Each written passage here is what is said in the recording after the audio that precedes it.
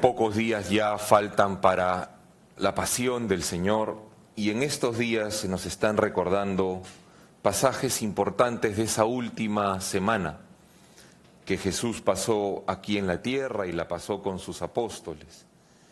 Hoy nos recuerdan un pasaje que aconteció durante la cena en la que el Señor luego instituirá la Eucaristía. En este momento el Señor les dice a los apóstoles que uno de ellos lo va a traicionar. Y es importante este pasaje en esta Semana Santa de reflexión porque nos presenta dos actitudes que probablemente puedan llevarnos a traicionar al Señor, a darle la espalda al Señor. Porque aparecen los dos personajes entre sus apóstoles que luego lo van a negar. Por un lado aparece Judas y por otro lado aparece Pedro.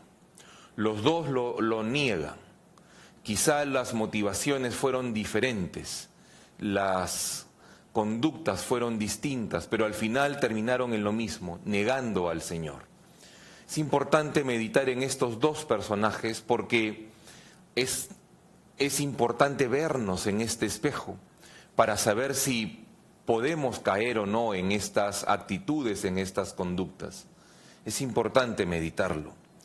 Por un lado, ¿por qué Judas lo niega?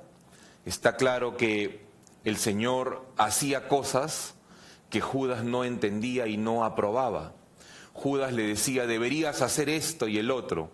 Y Jesús le decía, no, así no es la misión, el camino que ha trazado el Padre. Y de pronto Judas se sintió probablemente decepcionado y casi que diríamos como estafado por Dios. Yo he dado mi vida por Él, he dado mi tiempo, camino con Él para arriba y para abajo, y Él no cumple mis expectativas. Y por fastidio personal, por decepción personal, va y lo entrega. Luego aparece Pedro, que cuando Jesús le dice, ya me voy y pronto no me verán más, Pedro se levanta y dice, yo voy contigo. Y Jesús le dice, no estás preparado, no puedes ir todavía. Y Pedro le dice, yo daré mi vida por ti. Jesús le dice, seguramente con una mirada comprensiva, con un rostro muy comprensivo, le dice, Pedro, no te sientas más fuerte de lo que eres. Dices que darás la vida por mí, cuando en realidad en esta misma noche tú me vas a negar 3 veces.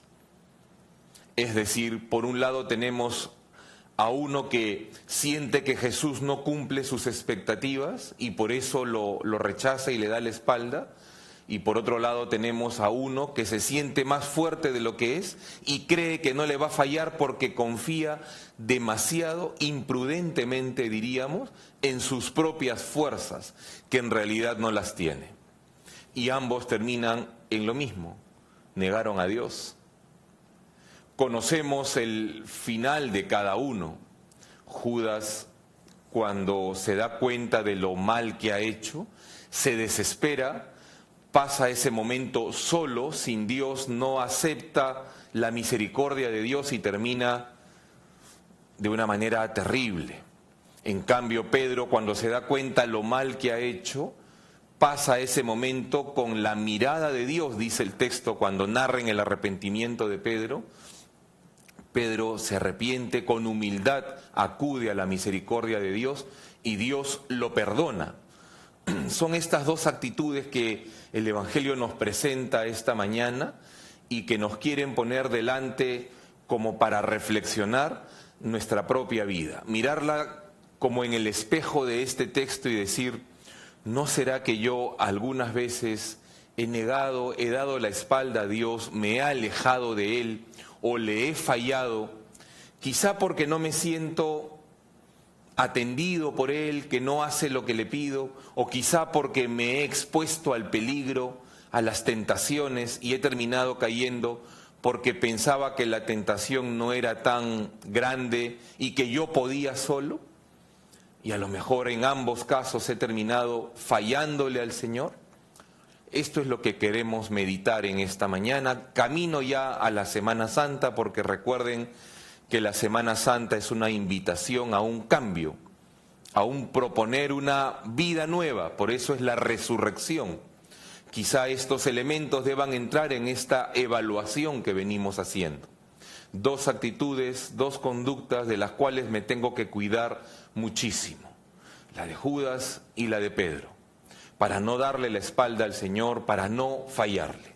Vamos a pedirle al Señor que nos ayude con su gracia para que este texto lo podamos meditar durante este día de cara a una reforma de vida. Se lo pedimos al Señor con sencillez de corazón. Que así sea.